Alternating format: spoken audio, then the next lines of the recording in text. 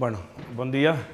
La primera cosa que us he de dir és que m'heu d'excusar perquè avui no estic massa fi, la veritat. O sigui, estic una mica encossipat i intentaré fer una sessió el més dinàmica possible. Estem entre companys. No volia desconvocar perquè em sabia greu, però la veritat és que no estic massa fi. Ho sento. Bueno, faré la presentació en castellà perquè la tenia preparada en castellà. En principi me l'havien demanat en castellà, o sigui que la faré en castellà. Vosaltres, com sempre, som lliures de parlar en la llengua que millor ens sentim més còmodes, diguem-ne. ¿Vale? Pues eso, quería hablar un poco sobre cómo las matemáticas ayudan en los procesos de fabricación de piezas y hablar sobre todo de unos cuantos casos prácticos y comentar alguna que otra cosilla. Bueno, la primera cosa es que quería presentarme un poquitín. Trabajo en la Escuela de Ingeniería de Barcelona Est, en el nuevo campus de Diagonal Besós, que tengo aquí un par de compañeros de por ahí también. Para que tengáis una idea, porque también como es una escuela de nueva creación, etcétera, pues ahí hacemos 7 grados, entre ellos el grado de Ingeniería Mecánica, que es desde donde yo doy clases. Tenemos 3 másters y varios programas de doctorado y alrededor de 3.500 estudiantes más o menos. Sobre mí, pues os puedo decir que soy doctor en Ingeniería Industrial, soy profesor del Departamento de Ingeniería Mecánica desde hace 12 años, adscrito aquí a la escuela, y soy un poco responsable de la docencia del departamento ahí en la escuela y también coordinador del grado de Ingeniería Mecánica en la EB también. Respecto a en qué temas de investigación trabajo, y así nos contextualizamos un poco sobre lo que voy a hablar, pues estoy dentro de un grupo que se llama Grupo de Tecnologías de Fabricación, Alternofab, donde la investigación que hacemos básicamente es aplicada a trabajar en procesos de fabricación no solamente tradicionales y mejorarlos, sino también en procesos de fabricación un poco novedosos. Somos alrededor de 16 investigadores, tenemos muchos estudiantes de doctorado vinculados también a nosotros. Esta es un poco la producción científica que tenemos. Perdón. Y dentro de la escuela pues tenemos un laboratorio que pertenece a ese grupo de investigación que se llama DEFAM, donde somos 5 investigadores, tenemos 3 estudiantes de doctorado y muchos estudiantes tanto de máster como de grado, vinculados con sus TFGs a nuestros temas de investigación. Trabajamos fundamentalmente en este laboratorio en 2 líneas y estas son un poco las 2 líneas de las que más o menos os voy a hablar hoy a través de ejemplos. Trabajamos un poco en la impresión 3D, o sea, en cómo mejorar los procesos de impresión 3D desde el punto de vista precisamente de un proceso de fabricación más. No utilizamos la tecnología de impresión 3D para hacer cosas, sino que trabajamos dentro del proceso porque es precisamente en lo que nos especializamos. Y después trabajamos en una línea de procesos de acabado de alta definición y concretamente en un proceso que se llama bruñido con bola, del que también os hablaré dentro de un ratillo. Para empezar esta charla pues quería citar a un matemático ruso que se llama Nikolai Lobachevsky, que dice que no hay rama de la matemática, por abstracta que sea, que no pueda aplicarse algún día a los fenómenos del mundo real. O sea, evidentemente, y los matemáticos que hay aquí en la sala lo sabéis, las matemáticas están en todos los sitios, están en todas las áreas y sobre todo en las áreas de ingeniería. En lo que hacemos cada día desde el punto de vista de ingeniería, pues evidentemente si no utilizamos y aplicamos las matemáticas, pues no vamos a ningún sitio, ¿no? Con lo cual, y aprovechando que he citado una frase de un matemático ruso, y que los rusos son muy buenos en ajedrez, esto yo con mis orígenes lo sé bastante, pues de lo primero que os quería hablar era precisamente de cómo fabricar, por ejemplo, estas piezas que hay aquí, que tenemos estas que son unos alfiles de un juego de ajedrez, pero podríamos hablar de un peón, de cualquiera de las fichas de un juego de ajedrez. Para hablar un poco de cómo fabricarlo, porque hay muchas maneras de fabricar estas piezas, pues me voy a basar en 2 ejemplos fundamentales y aquí es donde voy a intentar ver cómo aplicamos las matemáticas, ¿vale? Por una parte, una pieza como esta la podemos fabricar a través de un proceso de impresión 3D, o sea, una impresora 3D, pues simplemente, podemos fabricar algunas de estas piezas. No os he traído ninguna fabricada con la impresora 3D, pero lo que sí que os he traído, por ejemplo, es el teclado, el tablero. Justamente este tablero que se compone de varias partes y que después a través de unos clics se va enganchando. Este sí que ha sido fabricado por impresión 3D, ¿vale? Pero de la misma manera que fabricamos el tablero por impresión 3D, pues podríamos fabricar cualquiera de estas piezas, ¿vale? La otra manera, o otra de las maneras que podemos utilizar para fabricar esas piezas que os he comentado antes, es utilizando un proceso de fabricación por arranque de virutas, o sea, un torno, ¿vale?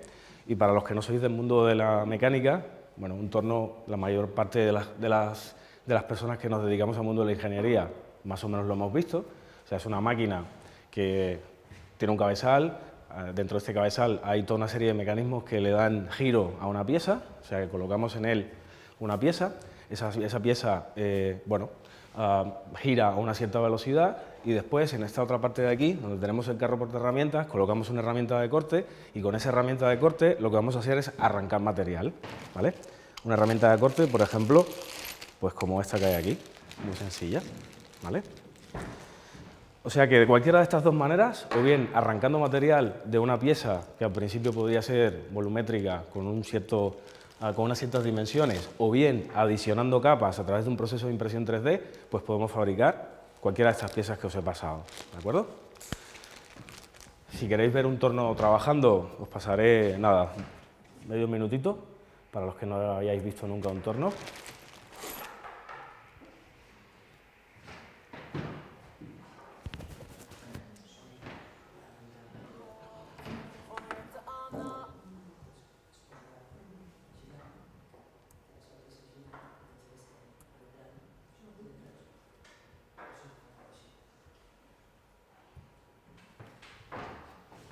Le he quitado el volumen porque la verdad es que la música del principio sí que es un poco agradable, pero luego las explicaciones creo que tampoco eran demasiado necesarias, ¿no?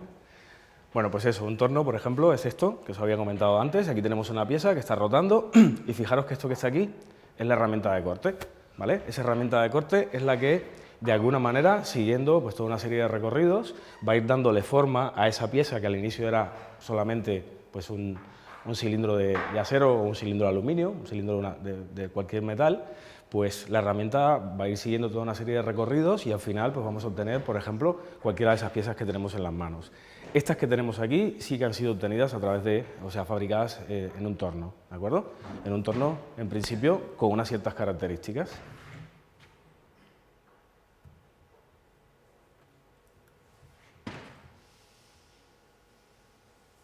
Vamos a traernos estos de vuelta aquí. Vale.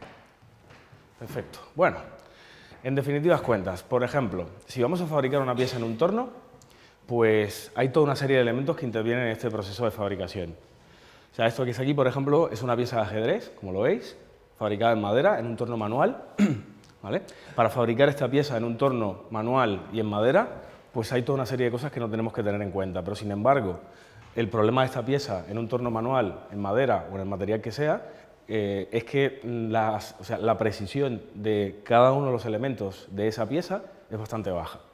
Con lo cual, si intentamos hacer un juego de ajedrez para regalarle a alguien porque nos gusta y tenemos tiempo y tenemos un torno manual y lo hacemos así, ningún problema. Si intentamos estandarizar este proceso y fabricar pues, X juegos de ajedrez para sacar al mercado, ponerle una marca CE, etcétera, etcétera, esto prácticamente ya no lo podemos hacer. Con lo cual nos tenemos que ir a un torno de control numérico. En un torno de control numérico podemos fabricar una pieza, tipo una pieza de ajedrez. Un torno de control numérico simplemente es un torno como el que hemos visto hasta ahora, pero todo lo que son los movimientos tanto de la herramienta y de la pieza están comandadas por un programa, por un ordenador, ¿de acuerdo? Entonces, bueno, pues hay 4 elementos fundamentales en los que se requiere el uso de las matemáticas para poder fabricar esta pieza en un torno de control numérico, que son, por ejemplo, el diseño de la geometría de la pieza, o sea, para diseñar partes más o menos complejas, incluso aunque utilicemos un programa, o sea, un CAD, por ejemplo, un software de CAD, pues evidentemente detrás de un software de CAD, aunque no lo veamos, hay mucho desarrollo matemático. El programa de control numérico también es otra cosa de la que detrás, independientemente que nosotros no lo generemos, que nos lo genera directamente un software de CAM, hay mucho desarrollo matemático. Después, por otra parte, tenemos las herramientas que van a intervenir en este proceso y los parámetros a introducir en esa máquina, que son 2 de los ejemplos de los que os voy a hablar o de los que os quería hablar. Por ejemplo, en el caso de las herramientas de corte, como esas que os he pasado ahí, esta que os he pasado es una herramienta muy pequeñita, muy sencilla, que consta de dos partes, o sea, hay un mango de la herramienta y al final lo que tenemos es una plaquita como esta que hay aquí. Simplemente que en este caso, en esa herramienta, la plaquita está soldada, ¿vale? Y como está soldada, pues igual no distinguimos que está fabricada esa herramienta de dos materiales diferentes, pero al final está fabricada de dos materiales diferentes. Este trocito, esta plaquita, que es la que tiene soldada esa herramienta, o es la que podemos montar en cualquier otro portaherramientas utilizando un sistema de tornillos, de bridas o lo que sea, este básicamente es el que nos interesa. Nos interesa porque esta herramienta tiene que tener unas ciertas características y dentro de todas las características que debe tener es que hay una superficie que está como muy afilada. Y esa superficie que está como muy afilada es la que, de alguna manera, vamos a hacer incidir sobre ese cilindro que hemos visto antes para poder arrancar material. ¿Qué sucede? Que para poder estandarizar este proceso y que esas piezas salgan con unas características según marcan unos planos, puede poner una marca CE, etcétera, etcétera, que es el proceso que hemos descrito hace 5 minutos, pues estas herramientas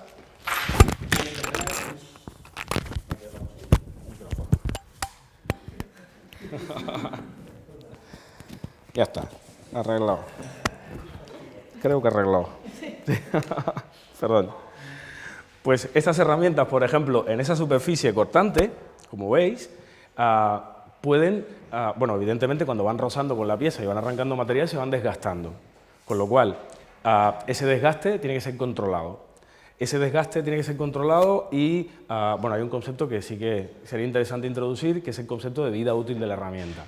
O sea, la vida útil de la herramienta es ese tiempo en el que podemos estar utilizando la herramienta sin que se llegue a desgastar lo suficiente como para que afecte a la fabricación o al proceso de fabricación que estamos haciendo. Ese tiempo de vida útil, bueno, lo definimos en función un poco de lo que necesitemos en cada momento, pero al final, bueno, es un tiempo en el que esa herramienta va a estar trabajando, por supuesto se va a estar desgastando, pero ese desgaste no va a llegar hasta un nivel límite en el que nos afecte, digamos, a las cotas que estamos fabricando, ¿de acuerdo? Todas esas herramientas que os he pasado, incluso todas estas que están aquí, están muy utilizadas, con lo cual os las paso todas para que las podáis tocar. Están muy utilizadas, con lo cual están desgastadas y se nota que en el filo de corte pues hay una falta de material. ¿De acuerdo? Este micrófono y yo no nos llevamos muy bien. No tenemos buenas relaciones. Sí. Se tiene el cable muy largo. Ya está, arreglado.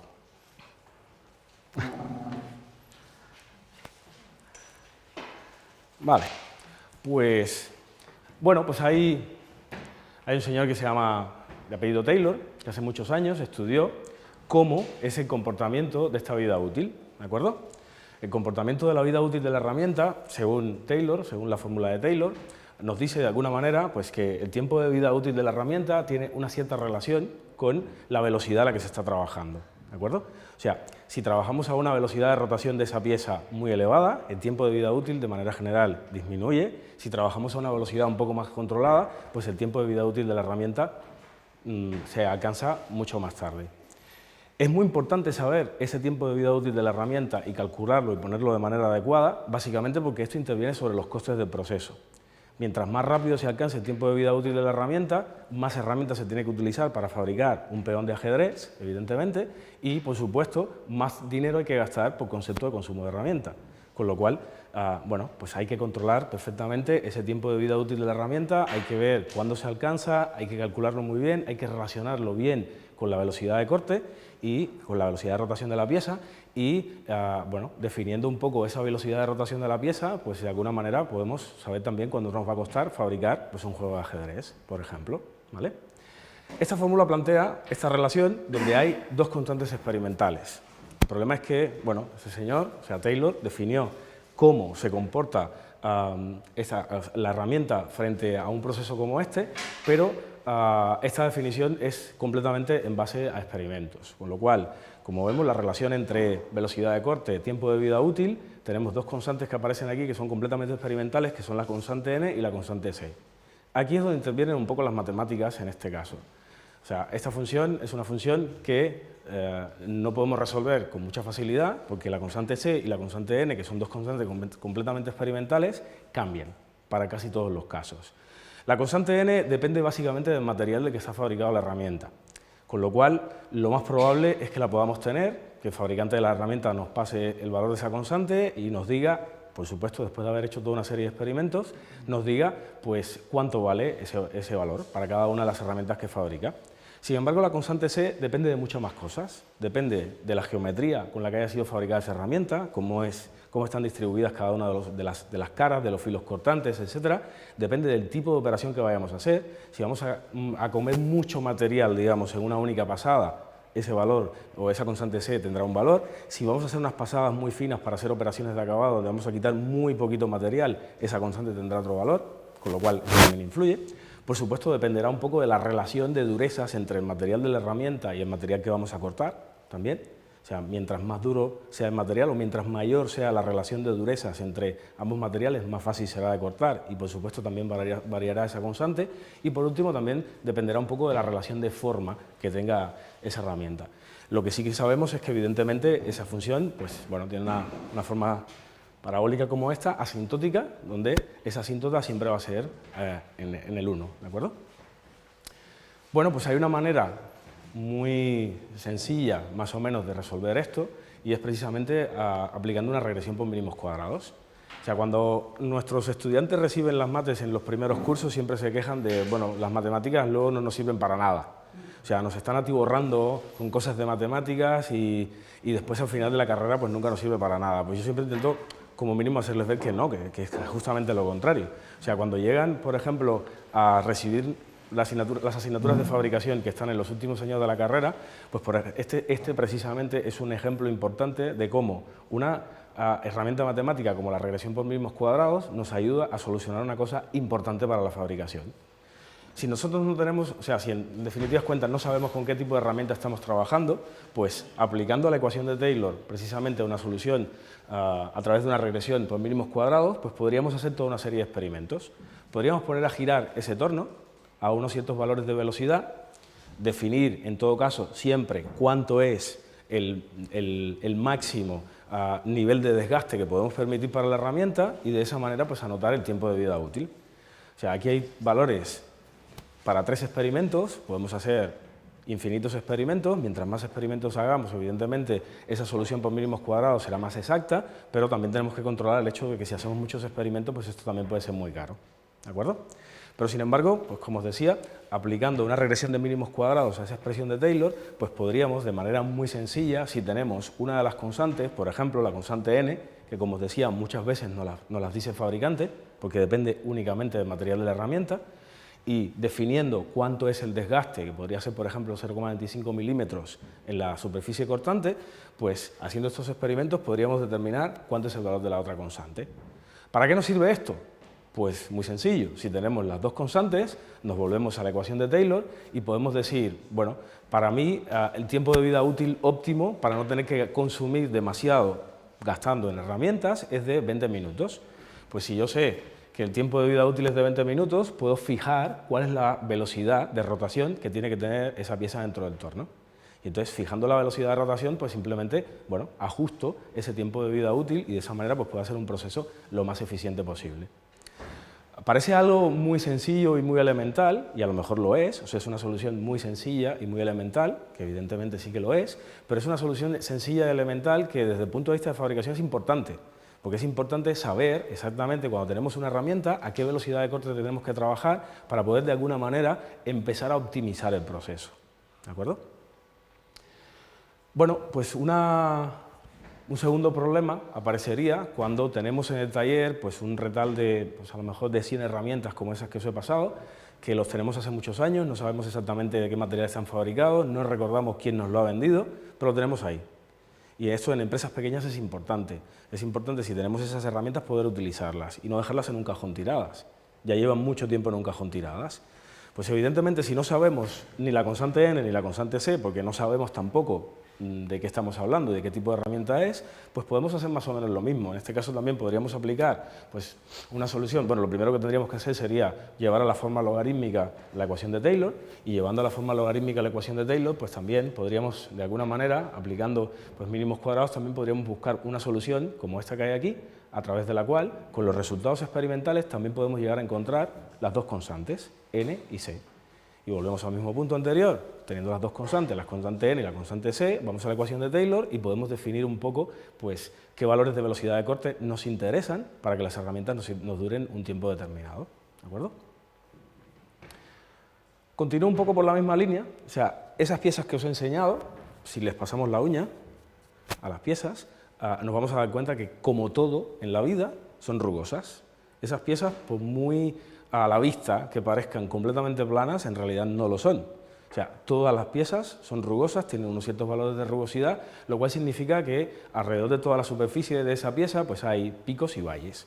Picos y valles que solo vamos a poder ser capaces de observar si miramos esa pieza a un microscopio y la ampliamos mucho, o si simplemente utilizamos un instrumento como este que hay aquí, que se llama rugosímetro. Ese rugosímetro nos va a ser capaz de apreciar, por ejemplo, como en este gráfico de aquí, que una superficie como esta o como la que tenéis en las manos, pues tiene pues toda una serie de irregularidades. O sea, si observamos esta pieza, por ejemplo, en esta parte de aquí, sí que se observa que esa pieza es rugosa, ¿vale? La rugosidad de aquí, con lo cual evidentemente será mucho mayor. Sin embargo, en esta otra parte, o incluso en estos trocitos de aquí pequeñitos que han sido bruñidos, con esa operación que os comentaba antes que se llama bruñido, pues en esos trocitos que hay ahí, a simple vista, no se ve en realidad que la pieza sea rugosa, pero por supuesto que lo es, ¿vale? Con lo cual, otro de los componentes importantes que hay que comprobar en la fabricación es la rugosidad de las piezas. Muy importante porque en función del uso que tengan esas piezas, pues tienen que ser, pues, o tienen que tener unos niveles de rugosidad más o menos controlados. Las matemáticas también nos sirven para determinar precisamente cuál es el valor de rugosidad que puedan tener esas piezas, o como mínimo para buscar modelos que de alguna manera nos ayuden a entender cuáles son los parámetros que tenemos que fijar, el resto de los parámetros que tenemos que fijar en esa máquina tipo torno para fabricar piezas como, por ejemplo, esas que estábamos comentando al principio de ajedrez, ¿vale? Por ejemplo, o sea, imaginaros que esta es la pieza que hemos colocado en el torno, esta es la pieza que en definitivas cuentas se está girando, esto que está aquí, bastante ampliado, muy exagerado, pero para que se note la diferencia, es una de esas plaquitas que os he pasado, que está fijada a un portaherramientas, con lo cual, cuando esta pieza gira, esta herramienta se va desplazando en un sentido que puede ser de derechas a izquierda o de izquierdas a derecha. Eso no es muy importante, ¿vale? Sin embargo, cada vez que la pieza da una vuelta, pues esta herramienta deja tallada una superficie como esta que hay aquí. Insisto, muy exagerada, ¿eh? O sea, esto es una vista bastante exagerada, bueno, es decir, las longitudes de las piezas son bastante pequeñas en comparación con lo que se ve, pero era la idea, que lo pudierais ver, ¿vale? Con lo cual, pues estas superficies que hay aquí son precisamente esas que notamos cuando pasamos la uña, y si somos muy expertos incluso podemos llegar a decir hasta cuánto es el valor de rugosidad.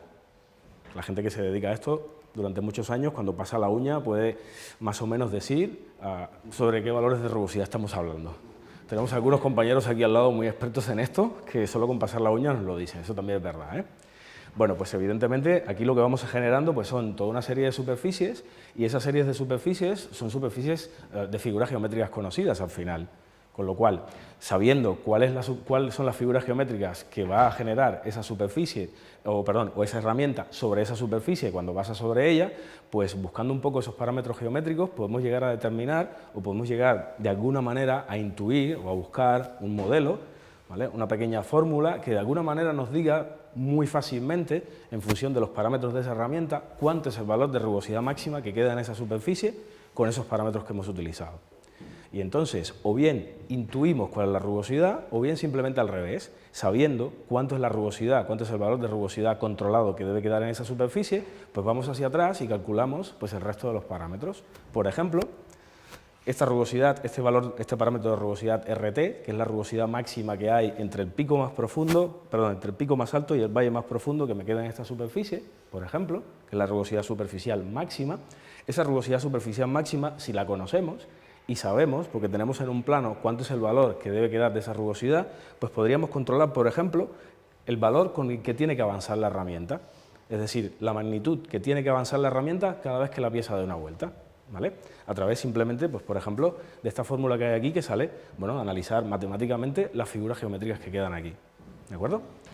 Ese valor es el mismo valor que podemos apreciar con el rugosímetro, con lo cual después, a posteriori, lo podemos comprobar, o sea, podemos coger el instrumento, podemos hacerlo pasar por encima de la pieza y podemos comprobar a posteriori que en realidad es correcto, ¿vale?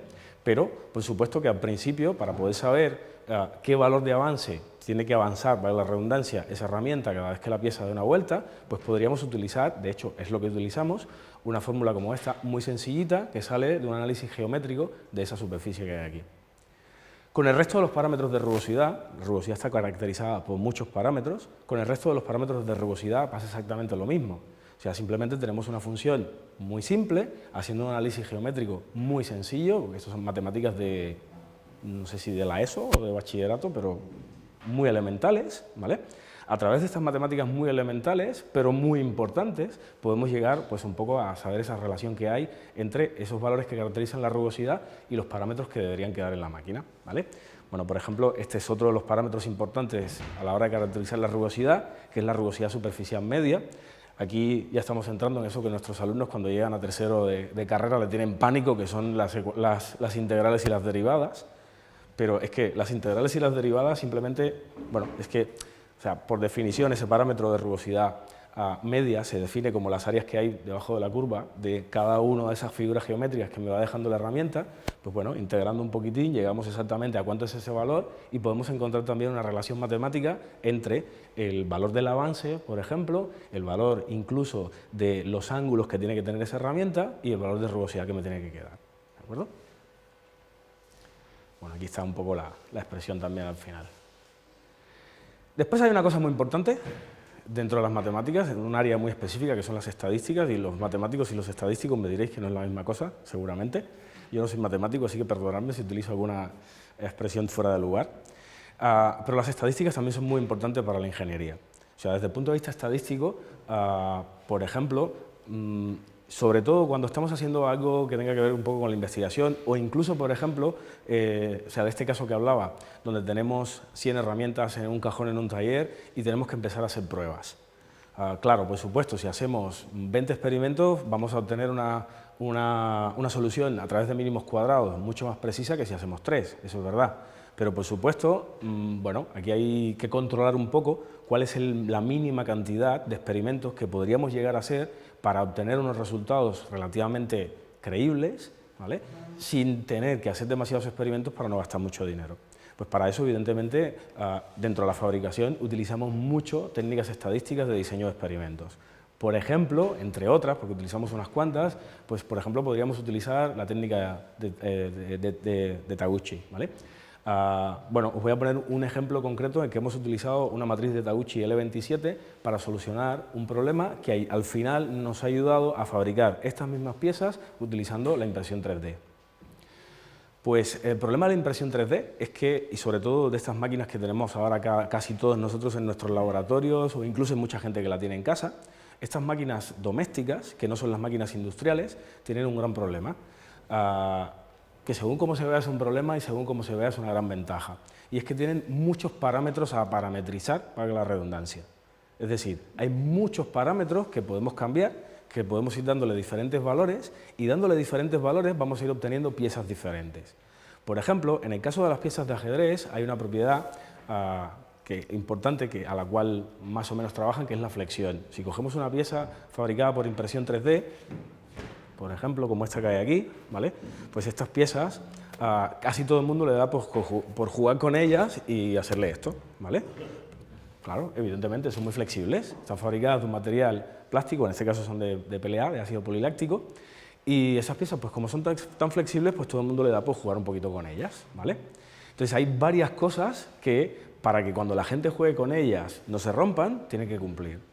Primero, tendremos que evaluarlas a flexión, tendremos que evaluarla también a fatiga, o sea, bueno, un esfuerzo de fatiga, un esfuerzo cíclico, por ejemplo, puede llegar a romper una pieza, con lo cual también las podríamos evaluar su vida útil a fatiga, y entonces, pues por ejemplo, hemos creado unas probetas como estas muy pequeñitas para evaluar ese material, os pondré solamente el ejemplo de la flexión, para evaluar ese material a flexión con la idea de buscar cuáles son los mejores valores para esos parámetros que tenemos que utilizar o parametrizar en la impresora, y al final pues lograr una pieza con la mejor resistencia a la flexión posible y después aplicar esos valores en las futuras piezas de ajedrez. Por ejemplo, lo que hemos hecho en este caso es coger pues, todos estos parámetros que hay aquí, entre los tantos que se pueden modificar. Pues por ejemplo la anchura de hilo, o sea, podemos cambiar el ancho del hilo en la impresora 3D de entre 0,2 de milímetros y 0,7 de milímetros aproximadamente, Nosotros hemos cogido en este caso pues 3 valores. La altura de la capa también es otra cosa que podemos modificar, o sea, cuando la impresora 3D comienza a depositar material, pues ese material lo puede depositar a una altura u otra respecto a la capa anterior. Esto es algo que también podemos variar. La densidad de relleno, o sea, estas piezas no son completamente densas, o sea, su densidad no es 100%, ¿vale? Eso es una ventaja importante que tienen estas piezas fabricadas en 3D, que no necesitamos gastar tanto material y sin embargo las propiedades de las piezas son igualmente buenas, ¿vale? La velocidad de impresión es otra cosa que también podemos modificar, la orientación dentro del plano, que también influye mucho sobre las futuras propiedades, y después el patrón de relleno. El patrón de relleno es cómo están rellenadas las piezas en su interior, luego os enseñaré una figura donde se ve mejor.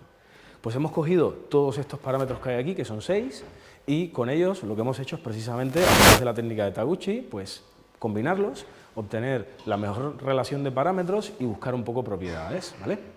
Bueno, pues fabricamos, por ejemplo, esas probetas. Esto que hay aquí es precisamente cómo empezamos a fabricar, después de haber obtenido los mejores parámetros, una pieza de ajedrez, pero hemos cogido primeramente esas probetas que os he pasado y hemos hecho un ensayo de flexión, ¿vale? Un ensayo de flexión que más o menos para los ingenieros pues es algo bastante común. Con ese ensayo de flexión, esta sería la matriz de experimentos de Taguchi L27 que nos ha quedado, con toda la combinación de parámetros.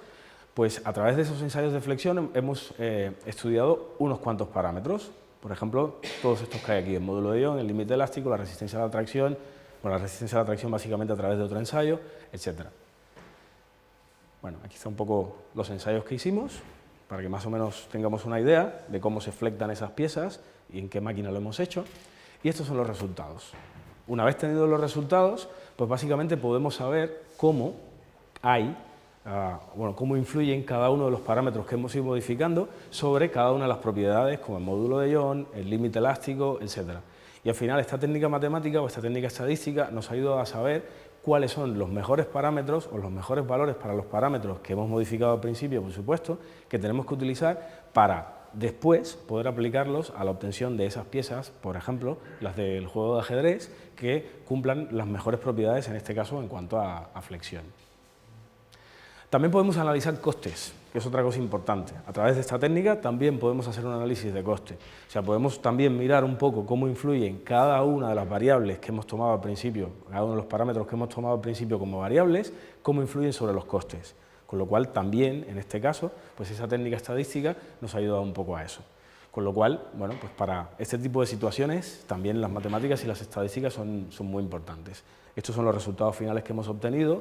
Un poco, pues la anchura de hilo, la óptima era de 6 décimas de milímetro, la altura de capa de 1 décima, la velocidad de 20 milímetros por minuto y la orientación sería exactamente esta, la que mejor nos dio. Con lo cual, a partir de ahí, esos resultados los extrapolamos a fabricar las piezas, en este caso de juego de ajedrez, y muchas más que hemos ido fabricando que también necesitaban un poco reaccionar lo mejor posible a esfuerzos de flexión. Por último, el último caso del que os quería hablar es más bien, bueno, pues estas piezas, por ejemplo, si queremos justamente que tengan una rugosidad lo más plana posible, y retomamos el ejemplo de la rugosidad, o sea, estas piezas evidentemente pues, bueno, tienen ciertas irregularidades. Si queremos de alguna manera aplanar esas irregularidades, uno de los tantos procesos que podemos utilizar es un proceso que se conoce con el nombre de bruñido con bola. Ese proceso de bruñido con bola se hace con una herramienta como esta, imaginaros un bolígrafo. De hecho, bruñimos cada día cuando escribimos. Si cogemos un bolígrafo y lo pasamos por encima de un papel, estamos bruñendo el papel. Lo que estamos haciendo es aplanando las irregularidades del papel, creando un canal, y sobre ese canal se deposita la tinta, ¿vale? Pues si cogemos ese bolígrafo y lo ampliamos un poquitín, tampoco mucho más grande, porque la herramienta pues tiene un diámetro a lo mejor de 30 milímetros, tampoco mucho más grande. Pues si cogemos un bolígrafo y lo llevamos a escala un poquito mayor y lo convertimos en una herramienta como esta, y esa herramienta la hacemos pasar por encima de una superficie metálica, pues lo que estamos haciendo, aplicando fuerza, por supuesto, y no los esfuerzos que aplicamos cuando escribimos, lo que estamos haciendo es aplanando la superficie, estamos creando canales, con la diferencia de que aquí no cae nada, no cae tinta, con lo cual no se escribe, ¿vale? Simplemente aplanamos la superficie de la pieza, ¿vale? Es un proceso netamente de deformación plástica, aquí no arrancamos nada de material, o sea, simplemente cogemos ese material que forman los picos de las irregularidades y los chafamos y los hacemos entrar dentro de los valles que formaban esas irregularidades. Con lo cual, de una superficie como esta que hay aquí, pues podemos llevar, por ejemplo, a una superficie como esta que hay aquí, que como veis es un poquito más plana, ¿de acuerdo? Bueno, pues ¿para qué sirven las matemáticas en este caso? Pues en este y en muchos otros casos, las matemáticas nos valen para modelizar este proceso.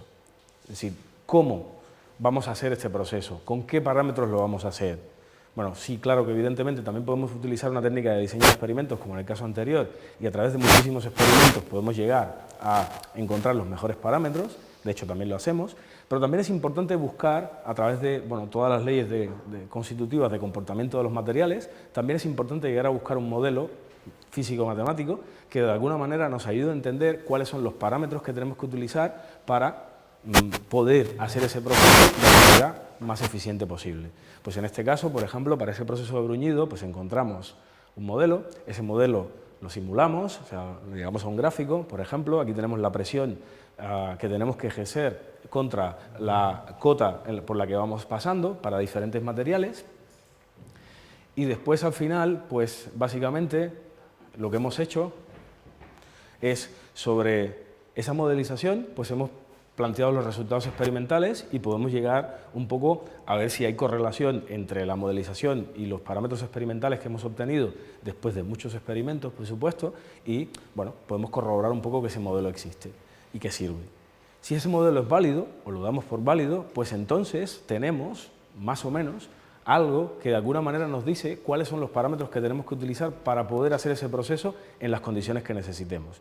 Podemos llegar a encontrar, por ejemplo, la relación que hay entre la rugosidad y la presión que tenemos que aplicar, entre la rugosidad y el diámetro de la bola de ese bolígrafo grande, que tenemos que utilizar también para que quede lo mejor posible. Evidentemente, con ese bolígrafo vamos a hacer varias pasadas, y esas varias pasadas serán una continuación de la otra. Por aquí, por ejemplo, y evidentemente entre una pasada y la otra tiene que haber pues una cierta distancia, pues esa distancia también, por ejemplo, la podemos llegar a modelizar, a meter dentro de este modelo, a encontrar la relación que hay entre esa distancia y los valores de rugosidad, etcétera, etcétera.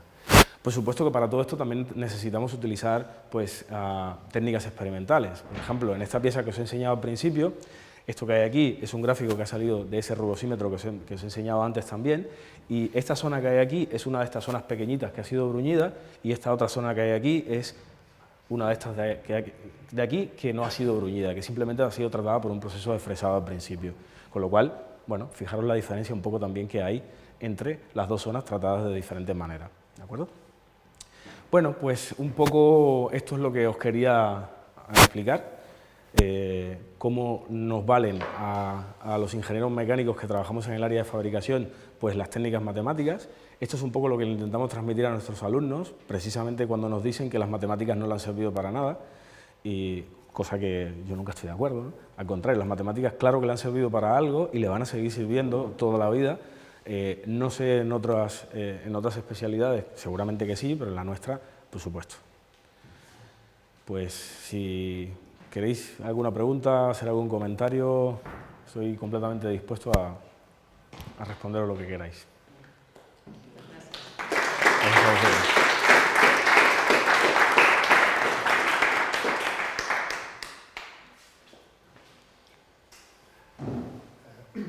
Fins a quin punt, en el món real, quan feu la classe, arribeu a explicar als estudiants cada vegada que surt alguna cosa en què hi ha una fórmula matemàtica al darrere, una matemàtica al darrere, ei, que això té a veure amb aquella problema de càlcul 2 que vau fer fa 2 anys? Sí, en principi, bueno, totes aquestes diapositives, per exemple, que m'he tret d'aquí, són diapositives de les meves classes habituals. Vull dir, intentem explicar sempre que tot el que fem en fabricació, per exemple, està relacionat amb el que ja havíem fet amb Mates 2, amb Mates 1, etc. De fet, el que no fem a les classes, per exemple, és tot el desenvolupament matemàtic perquè crec que no cal, no? No cal tornar a repetir el que en principi ja saben de fa 2 cursos anteriors. Però sí que, per exemple, fins i tot els exàmens, els exàmens poden portar calculadora, poden utilitzar l'ordinador, poden utilitzar el que vulguin per fer servir eines matemàtiques, perquè a tots els exàmens, a cada exercici, han de fer servir eines matemàtiques de les que ja havien après anteriorment i evidentment, es considera la solució acorde amb això. Després, per una altra banda, per exemple, com que soc el coordinador de la titulació d'Enginyeria Mecànica, a finals de curs de l'any passat vam fer una reunió amb tots els coordinadors de totes les assignatures, començant per les assignatures de primer curs, per intentar seguir com una mena de fil conductor des del principi fins al final. Un cas concret, per exemple, el càlcul d'errors. Si als profes de física els ensenyen a les pràctiques de física 1, els ensenyen com calcular els errors amb una metodologia determinada. I ens vam adonar que després nosaltres a les pràctiques de fabricació fèiem servir una altra metodologia, que no és que sigui ni més correcta ni més incorrecta, simplement és diferent. I al final vam acordar, per exemple, seguir la mateixa metodologia des del principi fins al final. Perquè sí que és veritat que existeixen moltes maneres diferents de fer càlculs d'error, això és veritat, i que totes són més o menys encertades.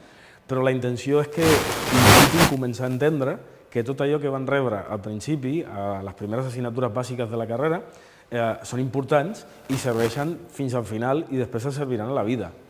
Perquè clar que seran enginyers mecànics en aquest cas, per exemple, però seran enginyers mecànics que en un moment donat van aprendre coses de física que són importants i que no es poden oblidar, que estan ahí, que s'han de, en un moment donat, aixecar i s'han d'espavilar i recordar-se que aquelles coses seran importants i que serveixen per fer, per exemple, coses com aquestes de fabricació que ho fan a l'últim any de la carrera. Però bueno, ho intentem, però això costa bastant. Sobretot costa posar-nos d'acord entre nosaltres. És el principal problema. ¿Hacéis impresiones en 3D? ¿El software que controla la impresión en 3D permite que es muy cerrado o permite que tú puedas dar la parametrización de las superficies que se imprimen? El software, utilizamos varios. Utilizamos el Cura, el Infinity, utilizamos el Pronted Face, 3 o 4. Todos estos software que utilizamos, nosotros trabajamos solamente con impresoras domésticas, no con impresoras industriales. Y trabajamos precisamente con impresoras domésticas porque aquí hay un nicho de mercado importante. Casi todo el mundo se dedica a las impresoras industriales de HP y compañía, porque evidentemente hay proyectos financiados con mucho dinero detrás de todo esto, de empresas, y nosotros hemos pensado que el nicho de mercado estaba en este tipo de impresoras. En este tipo de impresoras todos estos software son libres, los puedes encontrar en internet de manera libre. Lo que puedes parametrizar es todos estos parámetros que os había comentado que hemos ido cambiando.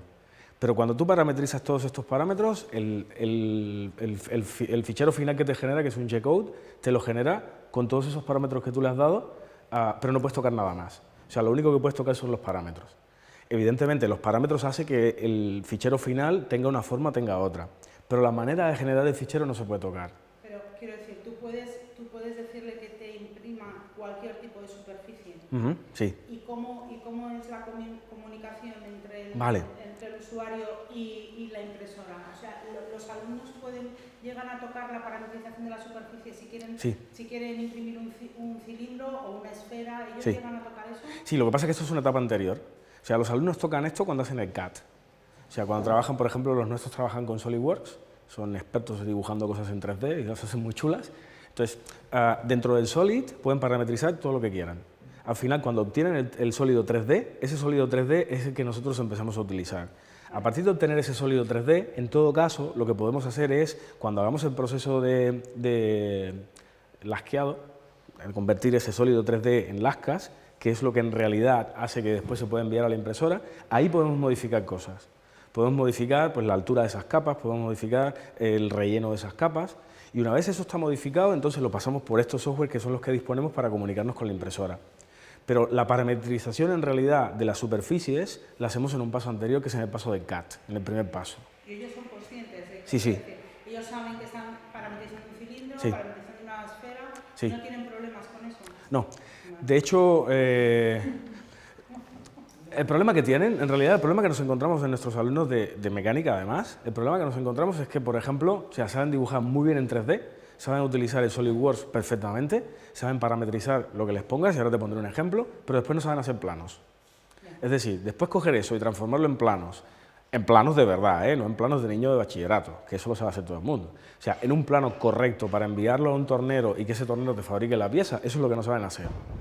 Porque tienen esa laguna, tienen esa laguna de que cuando tienen que convertir ese 3D muy chulo y todo lo que quieras en un plano 2D con todo lo que hay que ponerle, que no es poco, no lo saben hacer. Entonces, por ejemplo, estamos trabajando en un proyecto, o sea, en la escuela tenemos un Fab Lab que lo llevamos entre una asociación entre los profes de nuestro grupo de investigación y estudiantes. Entonces, bueno, ellos también son un poco autónomos en ese sentido, les vamos dando autonomía para que vayan planteando sus proyectos y nosotros los vamos controlando y tal. Entonces tenemos un proyecto ahora que es la de la creación, que la tenía por aquí creo, que nos la he enseñado antes, de prótesis para personas que tengan dificultad. Hay una web americana que se llama Enabling the Future, que nosotros hemos creado la Enabling the Future BSN, porque básicamente la Enabling the Future es una web donde todo el mundo que tiene necesidad de tener una prótesis de mano escribe un mail.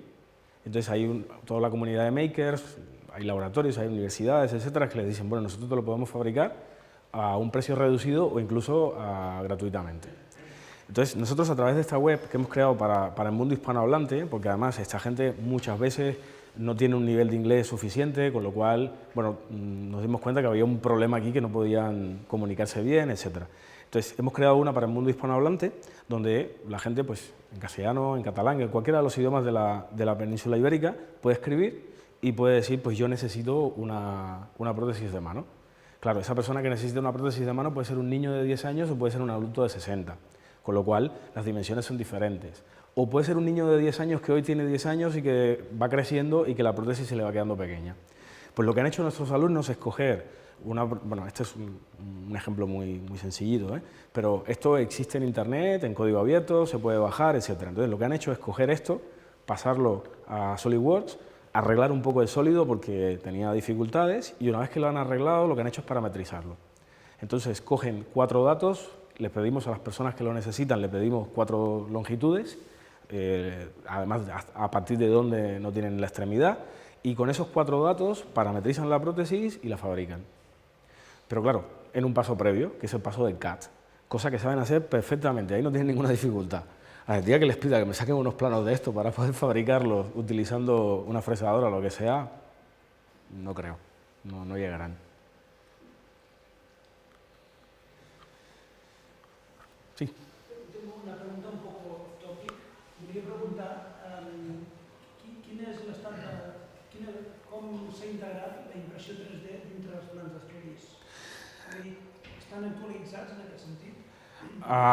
Sí, a la nostra carrera, per exemple, a la carrera d'Enginyeria Mecànica, a l'assignatura obligatòria que fem per tots, que la fem a tercer curs, per exemple, sí, ara tenim un tema d'impressió 3D. Sí, teníem un tema de fabricació de plàstics, que sempre ha existit de tota la vida, i a dintre d'aquest tema ara hem fet un apartat específic per la fabricació 3D. I hem afegit 2 pràctiques de laboratori de fabricació 3D, perquè com que tenim a Fab Lab, doncs ho podem fer. Després, teníem una segona assignatura que era optativa, que a més la fèiem en anglès, perquè hi ha molts Erasmus, etc. I aquí hem fet un apartat una mica més ample d'impressió 3D.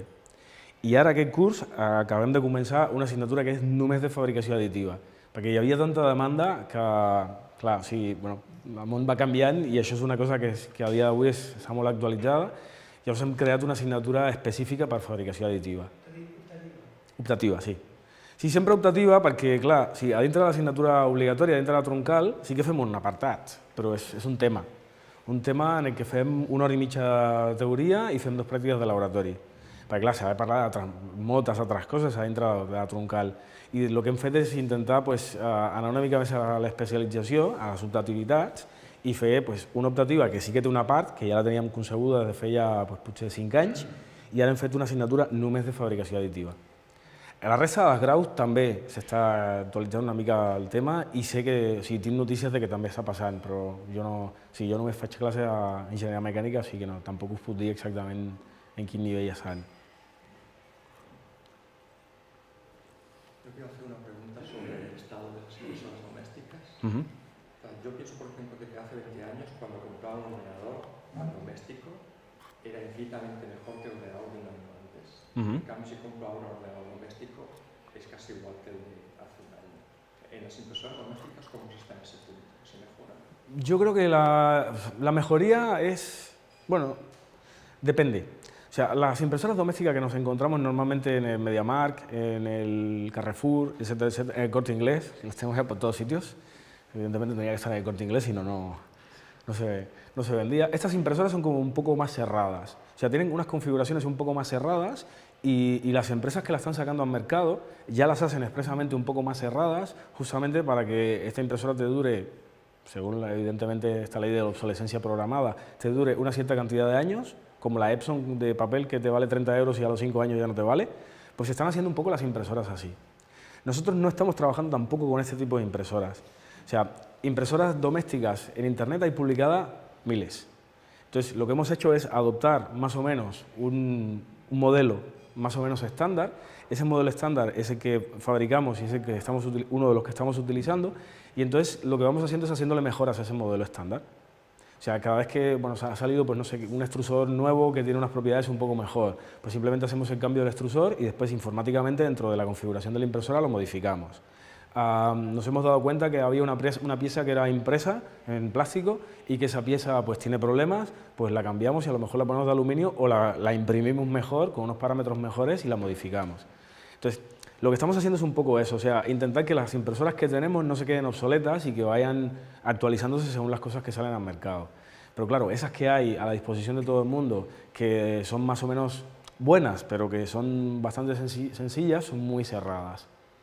Y esto sí es un problema que hemos notado, que es que son muy cerradas. A ver, nos pasa, por ejemplo, o sea, tenemos la Sigma Plus, la de la Fundación SIM, que además quienes la fabrican son nuestros compañeros de departamento también, que están un poco implicados en la Fundación SIM. Tenemos esta, pero tenemos una que tiene una configuración un poquito más abierta que nos permite hacer modificaciones.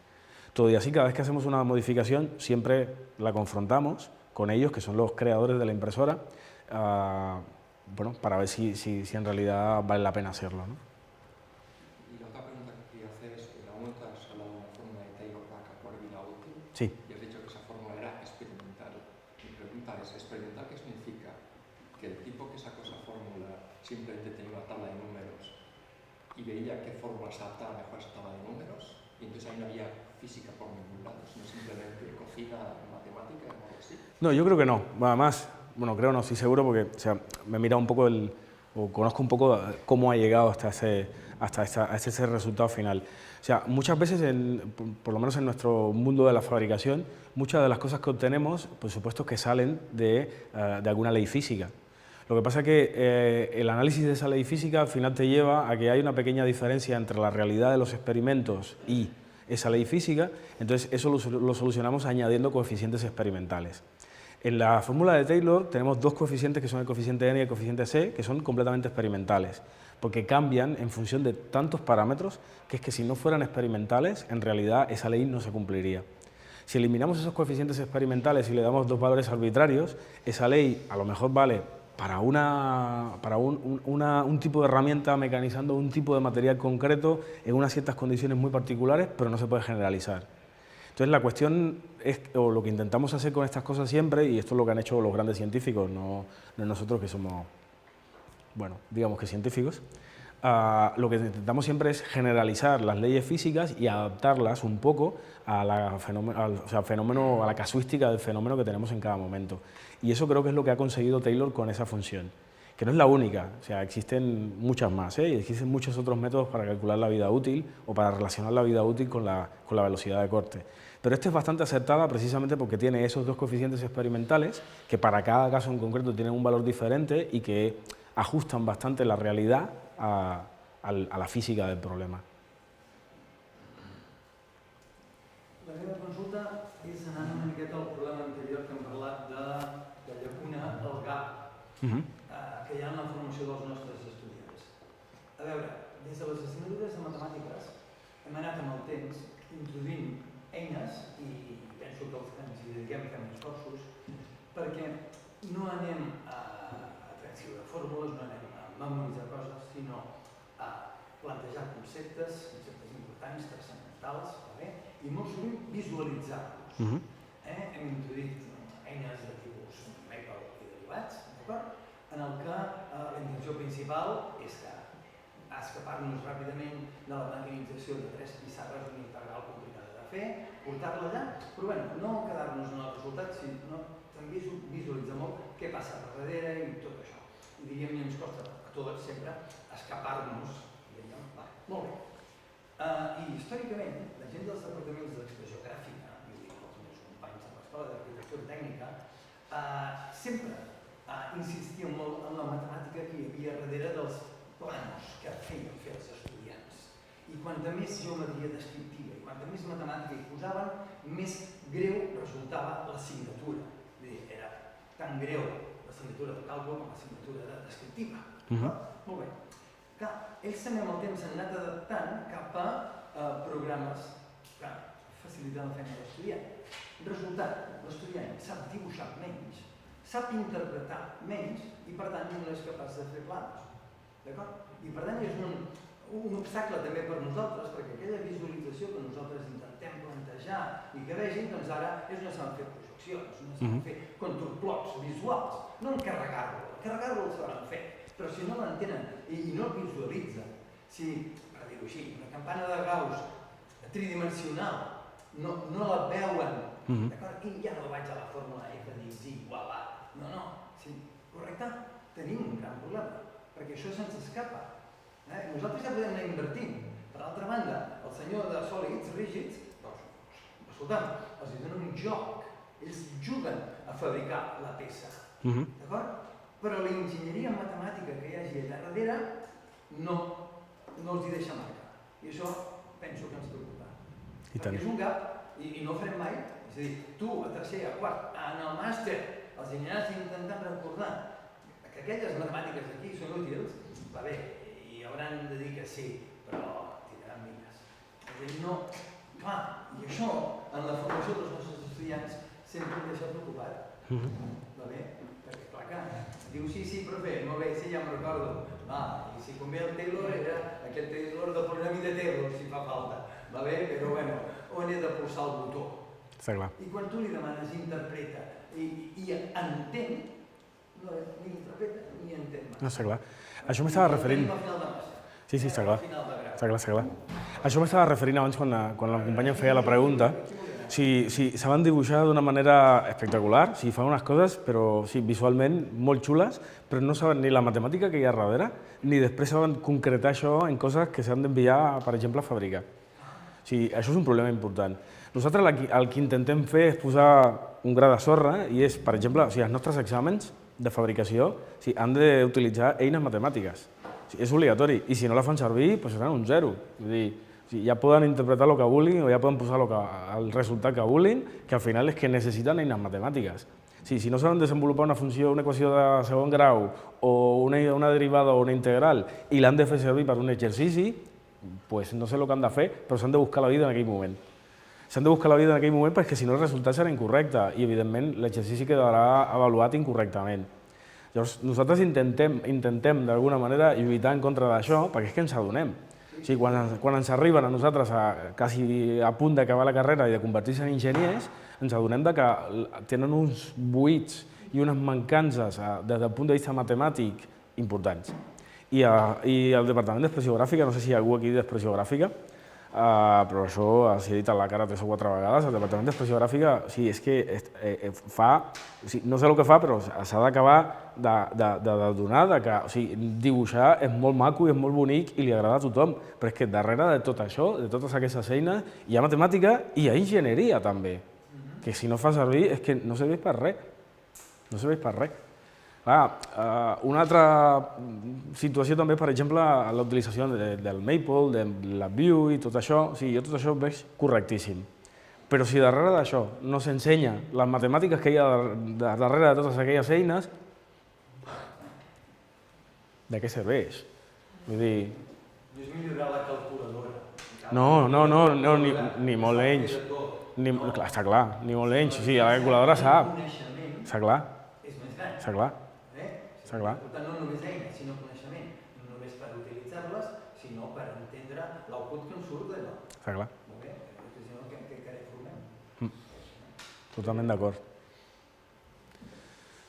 Alguna pregunta més? Algun comentari? Doncs, Marta, et deixo. Moltes gràcies. Moltes gràcies.